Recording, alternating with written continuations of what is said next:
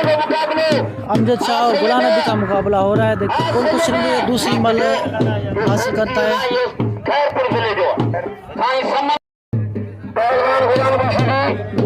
दूसरी कुश्ती का मुकाबला हो रहा है। पहलवान गुलाम नबी सीधी और अमजद शाह का मुकाबला हो रहा है।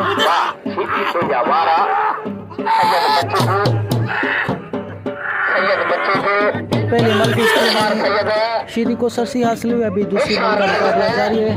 और कुछ नसीब है दूसरी मल दूसरी मल जो भी ऐसे जीतेगा वो अगली लड़ाई के लिए तैयार होगा, अगले राउंड के लिए। और जो हार जाएगा वो कल की तैयारी करेगा। आज वो हार जाएगा।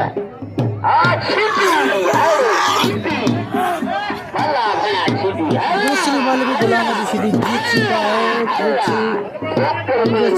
छुट्टी करा दी गुलाम नबी सीधी ने। आज की तारीख में ये गुलाम नबी सीधी अभी अगले राउंड के लिए तैयार है।